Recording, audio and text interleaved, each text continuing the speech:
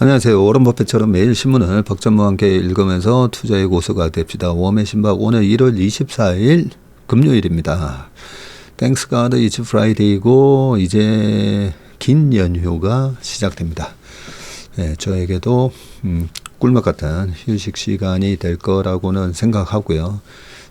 그리고 내일 아침부터 바로 또 새벽 축구 출동합니다. 99% 다 해보겠습니다. 고맙습니다. 댓글 읽다 보니까 그죠? 너무 서론이 길어져가지고 뒤에 신문 기사 읽으면서 얘기할 시간이 좀 적어져가지고요. 이제는 정말 좀 짧게 읽고 넘어가겠습니다. 네. 자, 형님 아프지 마세요. 사랑합니다. 서금성님, 사랑하는 또 동생분이 한 분 계셔서 감사합니다. 네, 제가 토요일 아침에 교회 축구에서 한 번씩 이렇게 기도할 일이 있으면 사랑하는 우리 공사랑 형제들을 이렇게 다시 볼 수 있게 돼서 감사합니다라는 기도로 시작을 하는데요. 매일 제 친동생보다 자주 보니까요. 우리 축구하는 동생들. 그리고 지금은 우리 웜의 신박 가족 여러분들은 뭐 매일 같이 그죠 만나지 않습니까? 요즘 조회수가 줄어들어서 한 5,100회 요 정도 나오는데 막 이렇게 뭐 너무 이슈되는 종목 기사 때문에 이렇게 가끔씩 와서 보시는 분들도 계시지만 이렇게 한결같이 제가 아파가지고 막 목소리도 잘 안 나오고 해도 와서 매일같이 이래 봐주시는 5,000명이 넘는 우리 가족분들과 매일같이 만나기 때문에 정말 사랑하는 가족이라고 저도 생각합니다.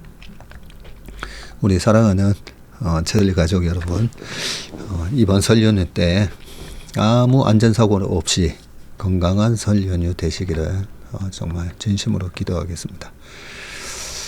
자, 그리고 투자의 유치원생이 제 경우로도 한번 유행이 지나서 침몰하는 배는 절대 다시 떠오르지 않더라고요. 네, 그는 아주 좋은 말씀하셨습니다. 네, 중국이랑 특히나 경쟁하는 부분이 있잖아요, 그죠? 디스플레이, 배터리가 왠지 디스플레이 느낌입니다. 조선처럼 다시 가려면 구조조정되고 10년은 지나야 할 것 같습니다. 라고 개인적인 의견을 올려주셨습니다.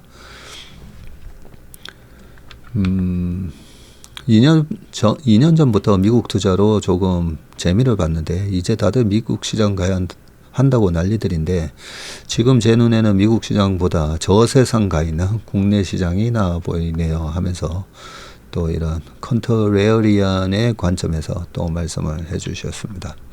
네, 항상 이렇게 대중하고 너무 이렇게 몰려다니면 안 됩니다.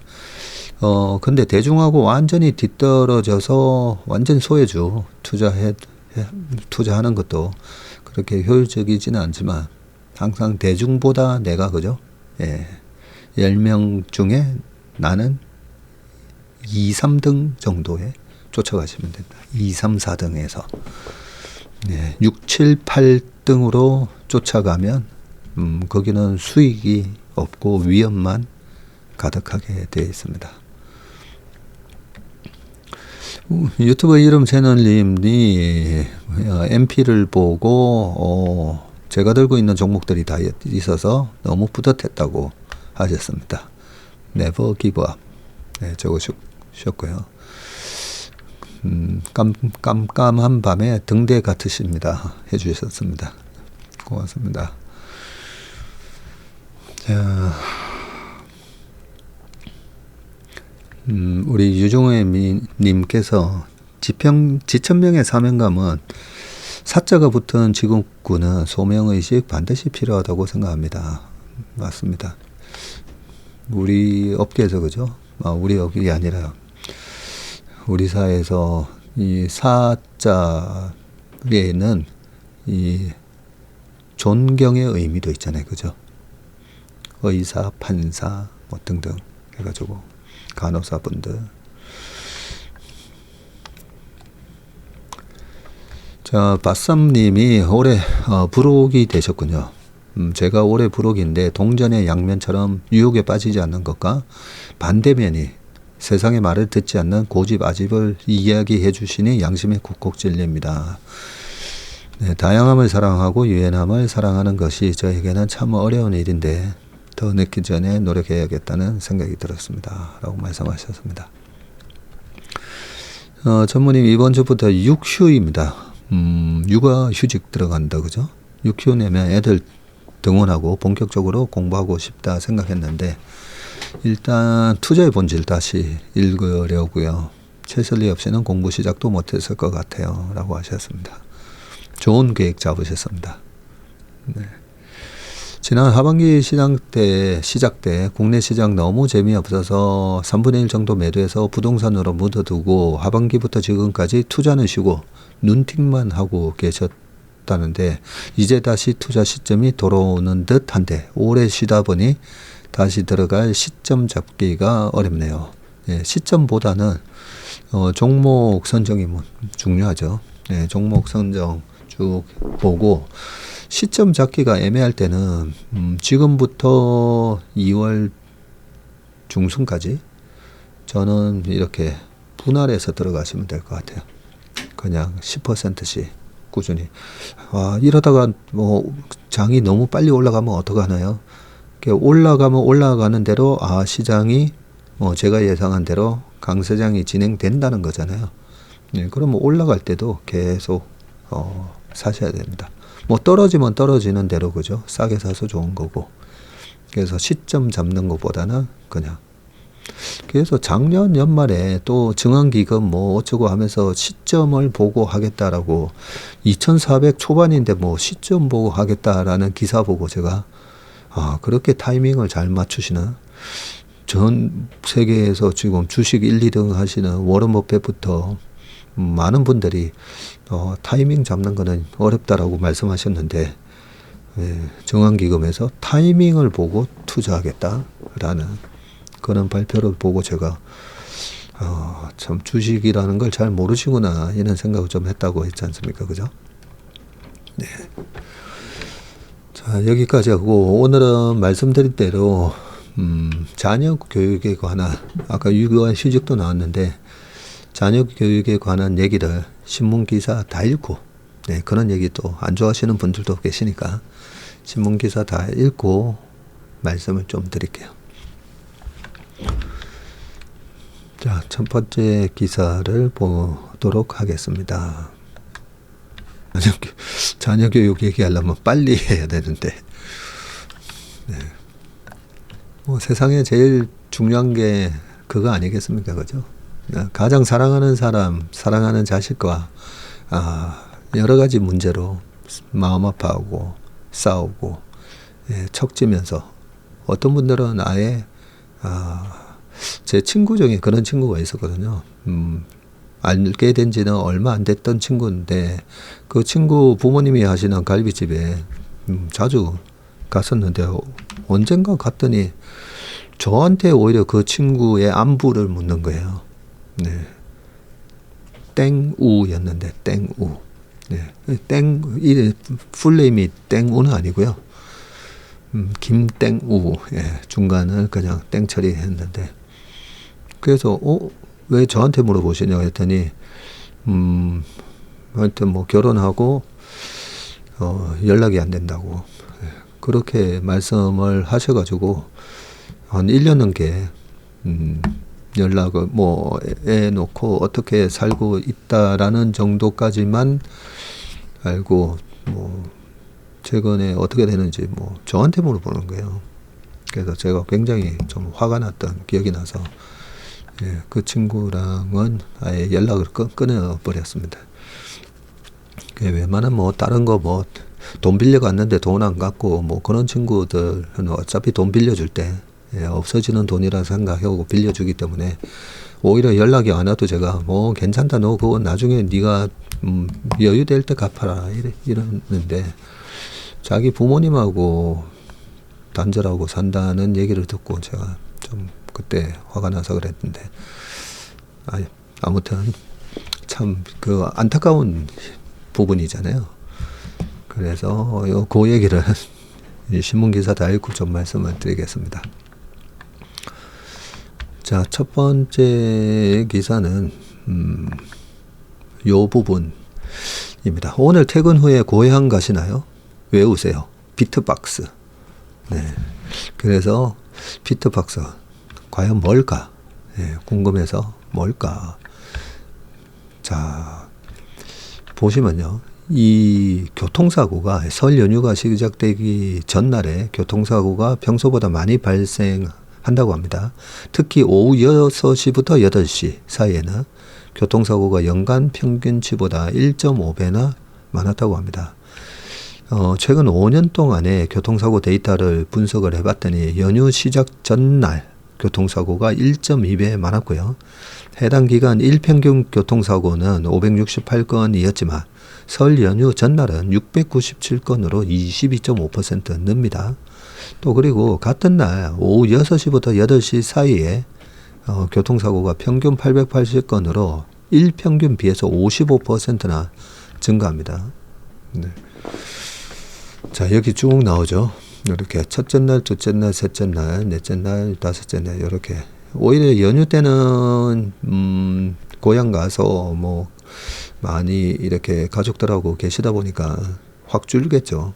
근데 이 고향 가는 길에 이렇게 사고가 많으니까 제일 안타까운 거잖아요. 가끔씩 보면 9시 뉴스에 안타까운 소식을 전합니다 하면서 그러니까요. 절대 조심하셔야 됩니다. 자, 요렇게 연휴 전날 시간대별 사고고요. 요 시간대 말 그대로 트래픽 아워잖아요. 러시 아워. 평소에도. 그런데 요때 퇴근하시고 빨리 일찍도 많이 가잖아요. 그죠? 2시, 4시 이렇게 오후에도 많이 가시다 보니까 이렇게 사고가 많이 나옵니다. 그러니까 조심하셔야 되는데, 자, 우리가 부득이한 상황으로 사고가 나면 그때 또 사고에 따른 대응 전략이 있어야 되지만 그 예방하는 전략으로 특히 이 타이어가 어느 정도 마모됐는지 요 100원짜리 동전으로 해가지고 이순신 장군님을 거꾸로 세워가지고 딱 했을 때 그 감투가 반 이상 보인다면 타이어를 교체해야 된다고 합니다. 요런 또 꿀팁도 있었네요. 네. 잠깐만요. 근데 100원짜리에 이순신 장군님 맞으시죠? 좀 헷갈리네. 자, 그리고 이 사고가 났을 때 조심하셔야 되는데, 참, 얼마 전에 한문철의 블랙박스 쇼츠를 본 것 같은데, 어떤 노부부께서, 자동차가 갑자기 멈춰서 고속도로에서, 그래서 아내분 보고, 나오지 말고, 있으라고 하시면서 나가셔가지고, 그 노신사분께서 나가셔가지고 자동차 뒤에서 이렇게 차들 옆으로 비키어서 가라고 손짓을 하는데 큰 트럭 하나가 못 본 거죠. 네. 그러면서 그분은 피하셨는데 그 사고난 고장난 차량을 뒤에서 박으면서 결국은 그 동성에 계시던 사모님이 돌아가셨다. 뭐 이런 기사를 봤거든요. 그래서 우리가 사고가 나는 걸 예방도 해야 되지만 사고가 났을 때의 대응 규칙이 되게 중요합니다. 자, 이 비트박스 제가 이거는 꼭 말씀드려야 되겠다 싶어서 했는데요. 자, 비트박스 비상등 일단 켜고요. 그리고 트렁크를 올리셔야 됩니다. 그냥 비상등 깜빡깜빡 하고 있으면 뭔지 잘 모르거든요. 근데 트렁크가 이렇게 탁 열려 있으면 저 멀리서 보더라도 저 차 고장 차량이구나. 그리고 이렇게 비상등 켜고 트렁크 올려놓은 뒤에 도로박등 안전구역 밖으로 빨리 대피하셔야 됩니다. 차를 두고 그리고 한 번씩 보면 이 고속도로 갓길에다가도 또 차 세워놓고 계신 분들이 있는데 절대 갓길에 또 차 세우시면 안 되죠. 애들 뭐 오줌 마렵다고 아니면 뭐 졸업 온다고 갓길에 세워놓으시는 거, 그것도 아주 위험한 행위입니다. 우리가 주식 투자나 다 똑같습니다. 갑작스러운 버드 스트라이크나 그죠, 블랙스완을 피할 수는 없지만 그런 게 발생했을 때 어떤 대응 원칙을 갖고 있느냐가 중요합니다. 자, 두 번째 기사 보도록 하겠습니다. 트럼프 말이 옳다. 방위비 늘린다는 EU. 사우디는 860조 원 투자입니다. 트럼프 미국 대통령이 내건 미국 우선주의에 호응하는 물결이 전 세계에서 일고 있고요. 사실 썩 내키지는 않지만 일단 트럼프의 맞장구를 치고 정면 충돌은 피하면서 실리를 챙길 기회를 엿보겠다는 심산이 깔린 행보고요. 가장 앞장서고 있는 곳이 유럽입니다. 마르크 리터 북대서양 조약기구 나토 사무총장은 유럽이 방위비 지출을 늘리고 대서양의 방위산업 생산을 증강하면 우리 모두가 더 강해진다고 밝혔고요. 카야 칼라스 EU 외교안보 고위 대표 역시 같은 날 벨기에 브뤼셀에서 열린 유럽 방위청 연례 포럼 연설에서 우리가 방위비를 충분히 지출하고 있지 않다는 트럼프 대통령의 말이 옳다. 이제는 투자할 때다. 이렇게 얘기를 하셨군요.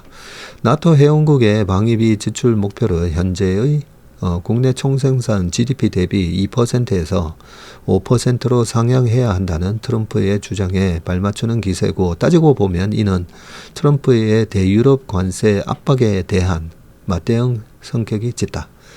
방위비 정액을 이유로 관세 인상을 차단하려는 의도고, 스테판 세주른의 EU 번영 산업전략 담당 수석 부집행위원장은 무역전쟁이 벌어지면 유럽의 방위비 정액은 불가능하다면서 견제구를 던진 것도 이런 흐름에서라고 합니다.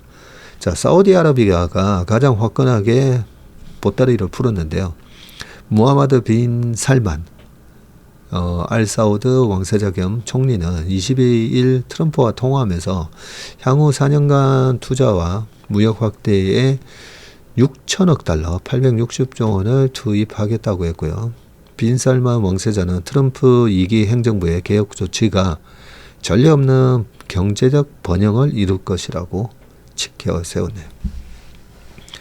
자, 트럼프 2기 취임식 직후 사우디를 해외 첫 방문지로 삼는 방안을 검토하겠다고 했군요. 트럼프 대통령이. 지난 1기 때처럼 양국의 밀월 관계가 형성될 것이라는 관측이 나오고 있고요. 대표적인 반미 국가인 이란마저도 트럼프를 암살하려 한 적이 없다면서 LA 일대의 산불 진화에 소방 인력을 지원하겠다는 유화적 메시지를 냈습니다.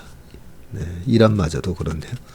트럼프로부터 우크라이나전을 끝내라는 압박을 받고 있는 러시아도 마찬가지고요. 푸틴 대통령이 우크라이나전에 따른 러시아 경제의 부담을 알고 있다고 월스트리트저널이 전했고요. 우크라이나전을 지속할 경우 러시아에 추가 제재를 가하겠다고 공언한 트럼프의 말에 고심하고 있다는 맥락의 보도입니다. 10%의 추가 관세 부과를 예고받은 중국 역시 충돌보다는 화해의 악수를 청했고요. 딩쉐상 중국 국무원 부총리는 균형 잡힌 무역을 촉진하기 위해서 더 경쟁력 있고 품질 좋은 제품과 서비스를 수입하고 싶다면서 미국산 제품을 더 수입하겠다는 뜻을 밝혔습니다. 네. 참 대단하다, 그죠? 트럼프가.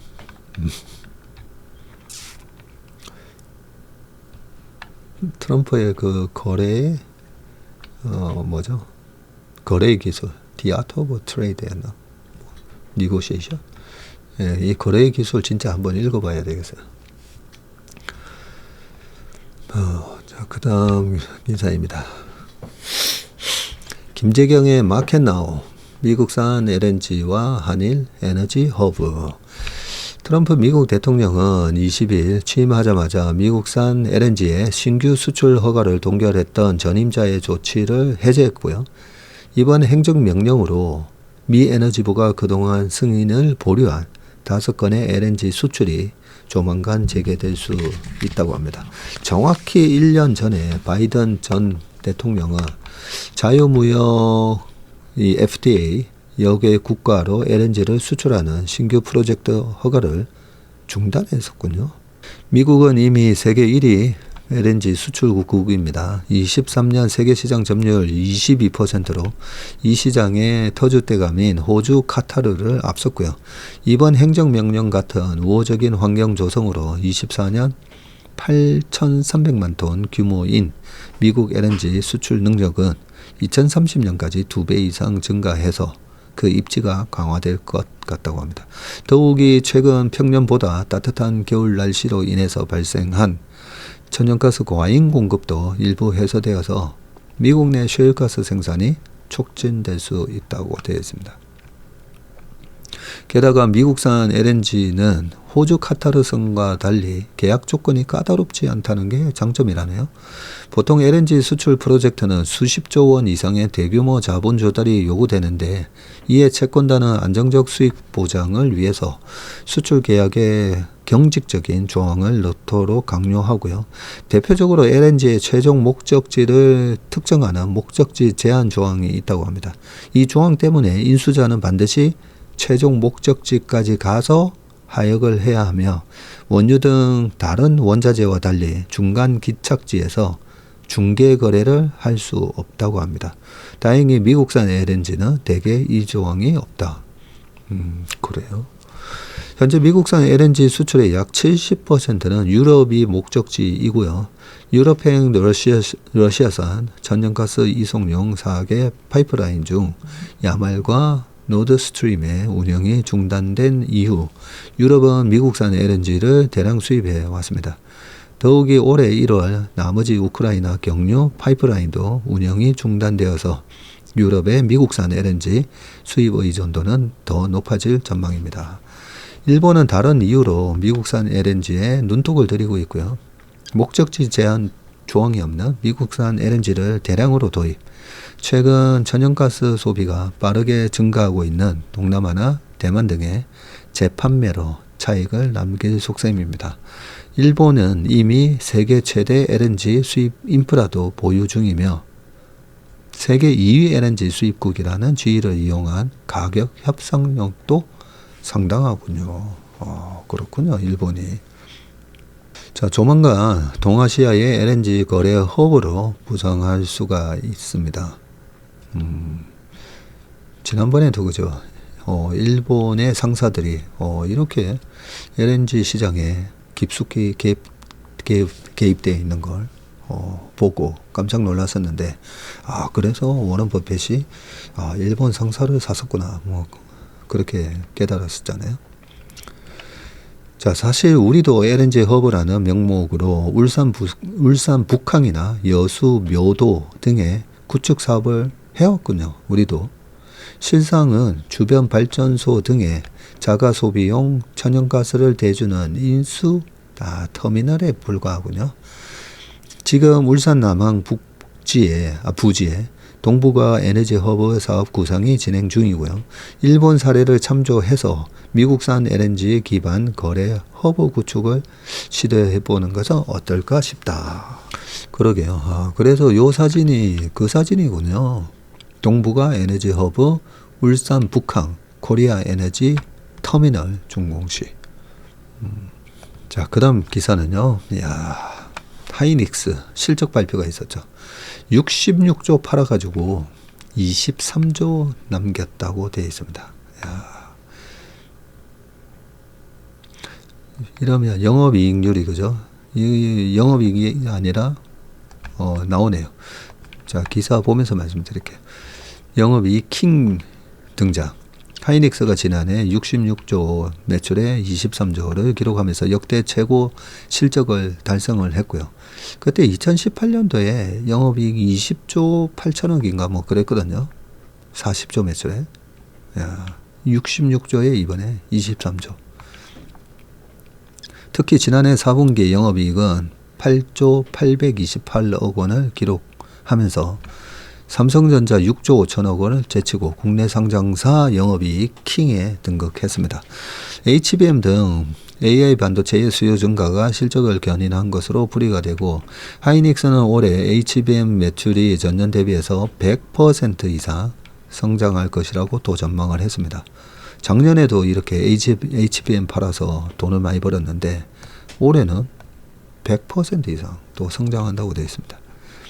하이닉스는 연결 기준 지난해 4분기 매출 19조 7,670억, 지난 4분기에만 거의 20조 매출에 영업이익 8조, 20조에 8조니까 40%다, 그죠?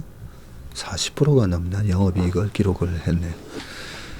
매출과 영업이익은 전년 동기 대비해서 이게 중요하죠. 매출이 12% 늘었는데 영업이익은 더 늘었습니다. 15%로. 그리고 지난 20일 FM 가이드 컨센서스는 매출 19조 7,100억에 영업이익이 8조였는데 하이닉스는 매출과 영업이익 모두 분기로도 연간으로도 역대 최대 실적을 달성했다고 했습니다. 그러니까 컨센서스를 쇼크가 나올 수도 있다. 7조 때 그런 얘기가 많았는데 보란 듯이 8조 800억 이렇게 실적을 발표했습니다. 자, 실적의 1등 공신은 HBM이고요. AI 메모리 반도체 수요 강세가 두드러진 가운데 HBM의 기술력과 수익성 중심의 경영을 통해서 사상 최고 실적을 달성했다고 했고요. 23년 4분기 전체 D램 매출에서 16%를 차지했던 HBM은 요거 중요합니다. 23년 4분기에는 이 고부가 가치 HBM이 차지하는 비중이 16%였는데 지난 4분기에 40%까지 늘었습니다. 부가가치가 높은 이 메모리의 특성상 영업이익률도 덩달아 올라서 4분기 영업이익률은 41%를 기록했고요. HBM 외에도 대표적인 AI 메모리로 꼽히는 기업용 eSSD 판매도 늘면서 분기 실적을 견인했습니다. HBM을 제외한 반도체 시장 업황은 스마트폰, PC 등 전방 산업의 수요 침체로 부진했고요. 중국 업체들의 저가 공세도 본격화됐었죠. 하지만 이런 업황에도 하이닉스는 HBM을 앞세워서 메모리 반도체 슈퍼 호황기로 꼽히는 2018년 영업이익 기록, 여기 나오네요. 20조 8,437억. 네, 훌쩍 뛰어넘었고요. 유영호 연구원은 경쟁사 대비 고부가가치 제품 비중이 높은 만큼 하락 사이클 영향을 제한적으로 받았다고 했고요. 김광진 하나투자증권 연구원은 수요 양극화 구간에서 HBM의 경쟁력이 더욱 부각된 것이라고 말을 했습니다. 1분기는 업계의 비수기로 꼽히지만 하이닉스의 실적은 올해도 HBM을 중심으로 견조하게 유지될 것으로 전망이 되고요. 올해 HBM 매출이 전년 대비해서 100% 이상 성장할 것이라고 하면서 6세대인 HBM4 제품은 올해 하반기 중 개발과 양산 준비를 마무리하고 공급을 시작하는 것이 목표라고 했습니다. 최근 중국 업체들의 공세에 대해서는 품질과 성능에 확실한 차이가 존재할 것이다. HBM을 포함한 다양한 AI용 메모리 제품의 개발을 통해서 후발 업체와 격차를 유지할 계획이라고 했고요. 그리고 DDR4나 그리고 저전력 LP DDR4 등 범용 제품의 매출 비중은 작년에 20% 수준에서 올해는 한 자릿수로 축소될 것이며 낸드의 경우 기존 수익성 중심의 사업 운영 기조를 이어갈 것이라고 밝혔습니다. 요 부분, 그죠? 이 범용 제품, 지금 중국이 침투하고 있는 요 부분의 매출 때문에 이익률이 확 떨어지는 거잖아요. 그런데 작년에 20%밖에 안 됐고 올해는 한 자릿수면 10% 미만이에요.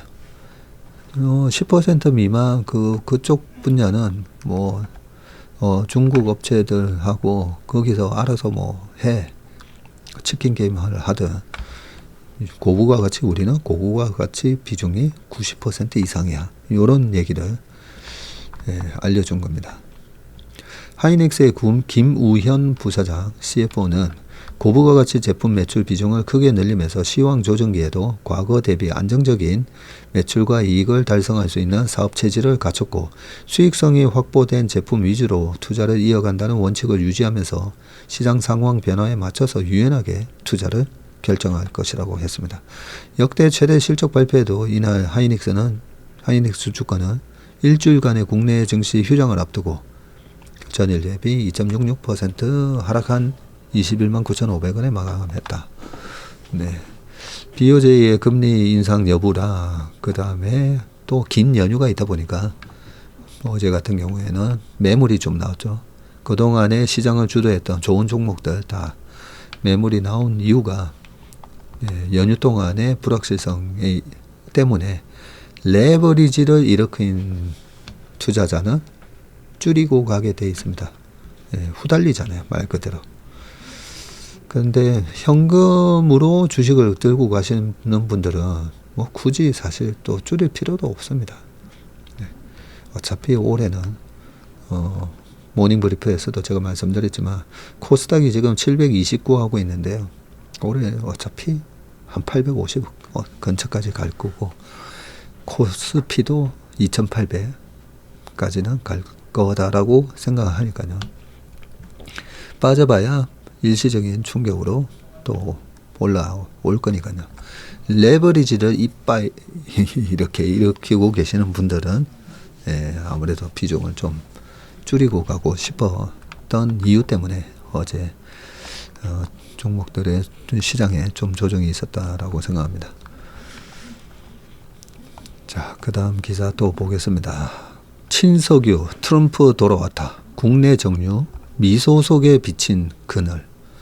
이런 제목 보면 제 나이 또래나 저보다 밑으로 한 10살 우리 동생분들은 아시겠지만 우리 20, 30대 분들은 이런 제목이 잘 모르실 거예요. 그죠? 미소 속에 비친 신성훈 씨가 대박을 터뜨리면서 우리 업계가 아니라 가요계에 등장하셨던 게 92년, 91년 요 언저리다. 그죠? 네. 미소 속에 비친 그대 하고 그 다음에 또 하나 들어있잖아요. 네. 이희비의 그 독일 가곡으로 시작하는 거.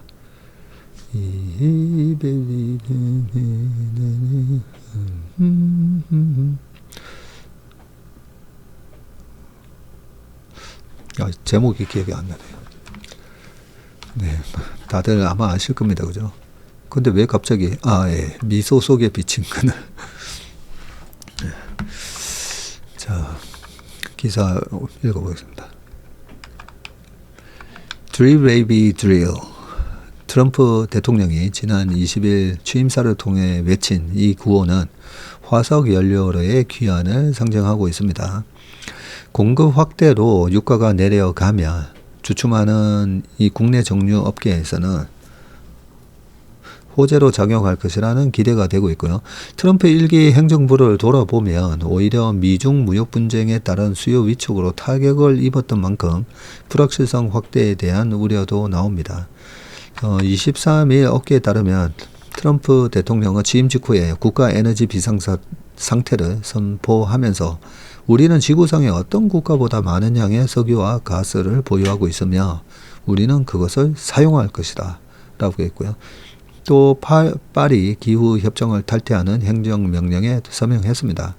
바이든 행정부의 친환경 정책을 지우고 화석연료 중심으로 에너지 정책을 새롭게 짜겠다는 의미고요. 자, 이는 국내 정유업계는 새로운 기회로 여겨지는데 석유 생산이 확대돼서 유가가 하락을 하면 정유사들은 낮은 가격으로 원유를 들여와서 정제 마진을 높일 수 있기 때문입니다. 네, 요 정제 마진을 우리가 이 스프레드라고 하죠. 원재료 대비해서 이제 판매하는 판매가와의 차이. 이 스프레드가 높아질 수가 있는데 이 제품 가격도 같이 떨어져 버리면 그러면 안 되고요. 정제 마진은 제품 가격에서 원료비, 거기에다가 수송비 등을 제외한 가격을 의미하고요. 미국 에너지 정보청은 공급 과잉 등으로 브렌트유 가격이 올해 평균 74달러에서 내년 66달러로 약 10%가량 떨어질 것으로 전망을 하고 있습니다.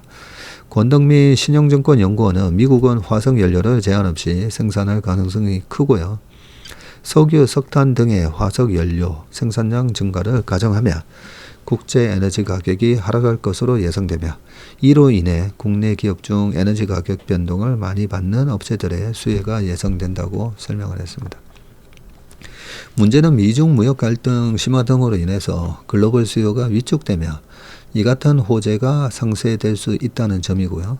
2017년 출범한 트럼프 1기 행정부도 지금과 마찬가지로 기후협약을 탈퇴하고 화석연료 정책을 확대했지만 보호무역주의 강화로 글로벌 물동량이 줄어들면서 수요가 위축됐습니다. 익명을 원하는 업계 관계자는 유가가 떨어진다고 무조건 정제 마진이 커지는 것은 아니고 결국 수요가 뒷받침해줘야 한다면서 트럼프 1기 당시에도 정유사들의 실적은 좋지 않았고 2기도 마찬가지로 수요가 확대되지 않으면 정유사들에게는 부정적으로 작용할 수 있다고 말을 했습니다. 굉장히 중요한 얘기인데요. 요 부연 설명을 좀 이따가 요때 상황을 말씀드리면서 얘기를 좀 해드릴게요. 자, 실제 2017년부터 2020년까지 국내 정유 4사, SK이노베이션, GS칼텍스, S오일, 그리고 현대오일뱅크의 영업손익은 일제히 우하향했습니다. 이 표 보세요. 빨간색 이노베이션, GS칼텍스 보면 2017년, 16년에서 17년 요때 쫙 떨어지죠. 그러면서 지금 요때는 코로나 때였으니까요. 대규모 적자 나고 21년, 22년에 코로나 구제금 때문에 굿즈 수요가 늘면서 다시 올라오죠. 올라왔다가 그 다음에 또 좀 실적이 박살났습니다. 조철산업연구원 연구원은 원유 가격이 떨어지면 어느 정도 수혜를 입을 수는 있지만 관세 장벽이 올라가면서 보호무역주의가 강화되는 데 따른 마이너스 영향도 적지 않을 것이라고 하면서 미국에서 화석연료 생산이 확대되는 만큼 오히려 글로벌 경쟁이 치열해질 우려도 있다고 말을 했습니다. 결국 트럼프 행정부의 에너지 정책과 별개로 지속가능 항공유 등 탈탄소 친환경 투자는 이어가야 한다는 목소리가 나왔고요. 이노베이션은 최근 국내 정유업계 최초로 유럽에 SAF를 수출했고 GS칼텍스도 국제선 노선에 대한 SAF 공급을 확대하고 있습니다. 지속가능 항공유. 현대오일뱅크도 지난해 6월 일본 아나항공사에다가 SAF를 수출했고요. 탈탄소는 이미 거스를 수 없는 세계적 흐름인 만큼 꾸준히 나아가야 한다면서 SAF 생산에 대한 세액공제 등 정부의 정책적 지원이 강화될 필요가 있다라고 얘기를 했습니다. 요 표를 보시면요. 요 2016년, 17년도가 되게 좋았거든요. 2015년부터 이 정유사들, 화학회사들, 뭐 롯데케미칼 이런 주식들 쫙 올라갑니다. 스프레드가 좋아지면서 2014년 하반기부터 유가가 급락하고 2015년도에 뭐 14년 초에 한 110불 했던 유가가 14년 하반기에 한 60불 언저리까지 떨어지고요. 그리고 15년도에 또 급락을 합니다. 그래서 15년 말에서 16년 넘어갈 때 유가가 26불까지 빠지게 되는데 그렇게 빠지는데 스프레드가 확 좋아지는 거예요. 그러면 이제 수요가 살았다는 거거든요. 그러니까 수요가 왜 살았냐면 2015, 16, 17 생각해 보시면 중국에서 핸드폰이 가장 많이 팔렸던 때가 16, 17년도예요. 그때 5억 대 이상 팔렸었거든요. 지금 2억 7천만 대 이렇게 팔렸잖아요. 그래서 중국이 2016년 그때 보시면 뭐 배트 기업들, 바이두, 그리고 알리바바, 텐센트 뿐만 아니라 뭐 샤오미 등등 여러 가지 뭐 중국에 한 50개 정도 되는 그런 테크 기업들도 되게 좋았어요. 플랫폼에 투자를 하고 예, 그래서 이 유가가 떨어지는데 수요가 탄탄했을 때 대박이 터집니다. 그래서 2015, 16년도면 롯데케미칼 이런 주가들 큰 폭으로 주가 올랐습니다. 그래서 올해 이제 관건이 트럼프가 어쨌든 경제를 계속 살리려고 할 거고요. 본인 취임하자마자 경제가 박살나는 건 원치 않을 겁니다. 그죠? 예, 그 가운데 트럼프는 굉장히 영악해서 다 알고 있습니다. 유가가 떨어져야 되고 금리가 떨어져야 되는 부분. 그렇게 떨어뜨리면서 네, 수요가 살아있으면 그러면 이런 이익이 아마 나오면서 케미칼 쪽에도 좀 반등이 들어갈 수 있다라고 생각합니다. 근데 뭐 이런 배경을 모르고 그냥 트럼프가 당선이 되면 석유화학 뭐 이거 채굴 이런 쪽에 대해서 장려하기 때문에 이쪽이 좋고 뭐 이렇게 잘못 생각했다가는요. 2018년 19년도에 이렇게 또 미중 무역 분쟁 갈등 일으키면서 전 세계적으로 중국에다가 공장을 만들어서 싼 인건비와 이 저렴한 원자재 가격으로 해서 만들어서 미국이라든지 선진국에 파는 게 하나의 공식이었는데 트럼프가 미중 무역 분쟁 갈등을 딱 야기시키면서 중국에다가 공장 지으면 안 되나? 예, 거의 이런 상황이 되는 거죠. 투자가 이루어져야 되는데 어떻게 되는지를 모르니까 관세를 도대체 어디까지 올릴지 뭐 어느 선에서 협상을 할지 모르다 보니까 18년 19년도에 이렇게 경기 불황이 오게 됩니다. 그러면서 우리나라 시장도 2019년 8월 정도에 저점을 코스피가 저점을 기록하게 되는데요. 여러 가지가 맞물립니다. 이런 거 다 맞물려서 18년도에 비트코인도 박살이 나죠. 가격이. 얘기하다 보면 끝이 없을 것 같아가지고 네, 여기까지 말씀을 드리겠습니다. 전자주가 흔들리자 생명이 위태. 그래서 제가 생명? 이 전자 주주분들이 400만 명이 넘으시는데 깜짝 놀라서 봤더니 최대 주주 삼성생명. 네, 삼성생명에 문제가 생기는 거더라고요. 네. 자, 뭔 말인가 한번 보겠습니다. 삼성생명이 전자 보유 지분을 보험금의 지급 여력 비율이라고 있습니다. KICX. 그래서 킥스. 보험금 지급 여력 비율 산출 시에 최장 10년의 장기 보유 주식으로 재분류하는 방안을 검토하고 있고요. 전자주가가 최근 6개월 사이에 새 35% 급락을 해서 삼성생명의 킥스 비율이 역대 최저치인 180%대로 밀릴 위기에 지금 처해 있습니다. 회계상 장기 보유 주식으로 분류를 하면 이 킥스 비율이 200%대로 회복될 수 있지만 규정에 따라서 최소 5년에서 최장 10년간 삼성전자 주식을 매도할 수 없게 됩니다. 어차피 뭐 지주사로서 전자의 경영권을 지키기 위해서 갖고 있는 거라서 어차피 뭐 매도할 생각은 없는 거기 때문에 자, 금융권에 따르면 전자의 최대 주주 삼성생명이 지금 보유하고 있는 지분이 8.51%이네요. 네, 뭐 밑에 내용은 뭐 그닥 그렇게 중요한 건 아닙니다. 주가가 이렇게 급락하면서 이 킥스 비율이 201%에서 193%까지 지금 하락을 했다라는 얘기고요.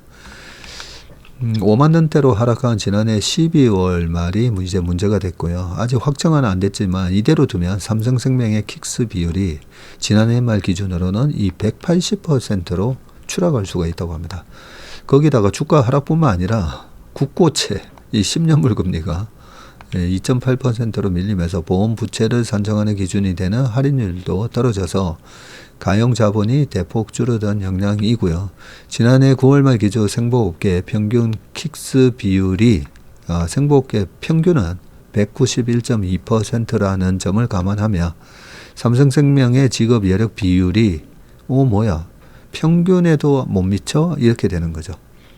네, 그러면서 초비상이 걸린 것이다 라고 되어 있습니다. 그래서 장기 보유로 전환을 하면 200%로 이렇게 나오게 된다라고 되어 있습니다. 그래서 생명이 위태로워졌는데 네, 그렇게 아주 위험한 상황은 아닙니다. 자, 여기까지 봤고요. 그러고 보니까 전자가 2월 달까지 자사주 매입 안 되죠.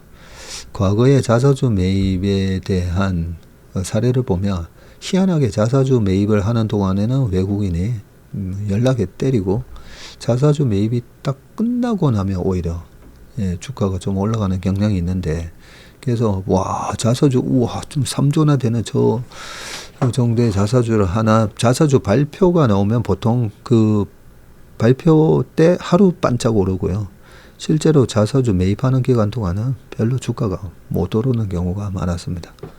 희한하게 끝나면 올라가는 경향이 있었고, 또 어제 기자 후배랑 점심을 먹다가 또 그 얘기를 하더라고요. 이재용 회장의 대법원 판결이 2월 달에 있다는 거예요. 그 얘기를 하면서 그 판결 전까지는 삼성전자의 뭐 대규모 투자 이런 거는 발표가 없을 거다라는 거죠. 그래서 그런구나라는 좀 생각이 들긴 들었는데, 그래서 대법원 판결 이후에 보통 보면 기업 청수에 대한 뭐 그런 거 끝나고 나면 대대적인 발표를 하지 않습니까? 그죠? 그 얘기를 아무튼 제가 들어가지고요. 오늘 매신박 할 때는 좀 말씀드려야 되겠구나 그 생각을 했습니다. 자, 끝났습니다. 예, 기사는 끝났고요. 47분이네요. 자, 이제는 자녀 교육 교육이 아니라 자녀 교육이 아니라 부모와 자녀 간의 여러 가지 갈등 이런 부분에 대해서 5분이 될지 10분이 될지 모르니까 그 말씀을 드릴 테니까요. 좀 관심 없는 분들은 이제 나가셔도 되고 설 연휴 잘 보내시길 바라겠습니다. 자, 저도 뭐 저희 부모님 아버지하고의 갈등이 많았었고요. 청소년기에. 그리고 지금도 보면 나이가 뭐 청소년기를 넘어서도 아까 제 친구 그때는 30대였었죠. 30대에 그런 경우를 겪는 경우도 있고, 지금도 뭐 50대의 자녀와 자식과 80대의 부모가 또 갈등을 겪기도 합니다. 그게 뭐가 문제일까요? 한번 생각해 보시면 대부분의 부모와 자식 간의 갈등은 이런 겁니다. 내가 너를 위해서 얼마나 많이 희생을 하고 있는데, 그죠? 아니면 내가 너를 위해서 얼마나 많이 희생을 했는데, 그리고 또 그러죠. 내가 너를 얼마나 많이 사랑을 하는데, 너는 왜 이렇게 예의 없이, 아니면 왜 이렇게 나를 무시하고, 왜 내가 주는 사랑, 내가 준 사랑에 대해서 그렇게 고마워하지 않느냐. 그러면서 여러 가지 이제 격한 표현도 많이 나오죠. 건방지고 이딴 식으로 밖에 못하냐. 그죠? 그런 얘기를 많이 하시죠. 우리가 뭐 자녀와의 사랑뿐만 아니라 부부관계든 어떤 연인관계든 부모와 자식 관계에서 우리가 사랑한다는 거에 대한 좀 개념이, 사랑은 뭐죠? 사랑이 그 부모님이 내가 얼마나 많이 헌신을 너한테 헌신을 했는데 하시잖아요. 우리가 어머니의 그 위대한 사랑, 어머니의 사랑은 위대하다고 하는 이유가, 어머니가 우리한테 해주신 게 정말 어마어마한데, 그 분만의 고통부터 시작해가지고, 근데 바라지 않으시잖아요. 어머니가 이렇게 해주신 거에 대해서 바라지 않지 않습니까? 그죠? 그래서 우리가 우리 자식을 사랑한다라고 하면, 내가 이렇게 해줬는데 너는 왜 이거 이렇게밖에 못해 라고 얘기를 하는 거는, 그렇게 말하는 순간 뭐가 되냐면요, 그게 사랑이 아니라 거래가 되는 겁니다. 네. 내가 요만큼 해주서니, 그래, 내가 100을 해줬는데, 내가 100을 바라지 않더라도 너가 10은 해줘야 되지 않냐. 네, 그러면 그래도 내가 90, 니한테는 90을 희생했잖냐. 그런데 그 10도 사실 바라면 안 된다고 저는 생각합니다. 우리가 그 뭐 마리아 수녀님, 그 세상에 또 이 성인 분들 보면 무한대 자기 희생을 하신 거잖아요. 그게 바라는 거 없이. 이태석 신부님부터 시작해가지고 많은 성인분들 보면, 그분들을 우리가 위대하다고 생각하는 이유는, 그래서 그분들이 뭔가 바라지는 않았습니다. 아까 트럼프 얘기하면서 제가 거래의 달인 거죠. 니고시에이션하고 트레이드하고, 그거는 이제 비즈니스 관계인 거죠. 그래서 우리가 진정 자녀와의 어떤 갈등이 있으시다면 그걸 생각을 해보셔야 돼요. 내가 사랑한다. 내가 너를 얼마나 사랑하는데 라고 하시면, 조금이라도 바라시면 안 돼요. 그 해준 걸로 만족을 해야지. 그래서 제가 아까 우리 축구하는 후배들, 토요일 후배 있고 또 일요일 날 또 같이 공차는 후배 있고 주중에 공차는 후배들도 있습니다. 네. 그런 후배들한테 최근에 이제 또 어떤 후배가 의사 후배예요. 다른 후배한테 얘기를 했다는 거예요. 근데 전무님은 왜 그렇게 맨날 이렇게 우리한테 밥 사고 그러냐는 거죠. 그러니까 그 후배 입장에서는 내가 우리는 본인이 뭘 해드려야 되냐 그렇게 이제 물었다고 하더라고요. 근데 그 동생들한테 밥 사줄 때 그 밥 사주는 돈이 하나도 아깝지가 않거든요. 우리가 뭐 자식들한테 쓰는 돈도 마찬가지지 않습니까, 그죠? 저는 사랑하는 우리 뭐 후배들이라고 하면 그 사랑에는 어쨌든 내가 이렇게 하니까 네가 나한테 요래줘야지. 그 마음이 있으면 안 된다는 거죠.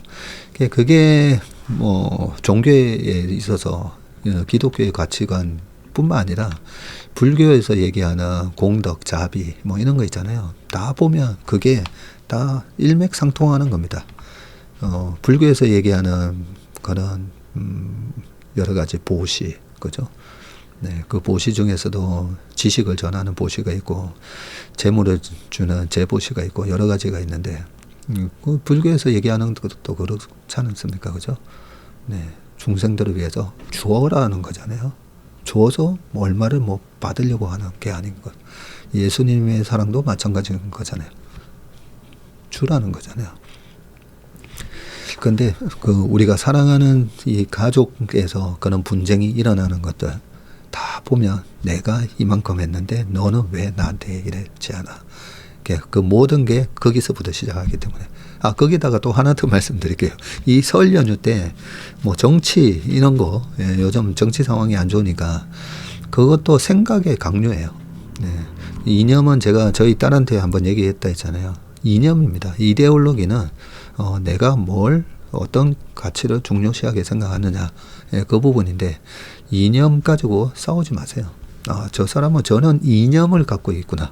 네, 그렇게 생각하십니다. 생각하는 방법과 바라보는 관점이 다르다는 것을 그냥 인정하면 됩니다. 그래서 설 연휴 때 가족끼리 모여서 가셔가지고 다른 생각을 강요하지 마시고요.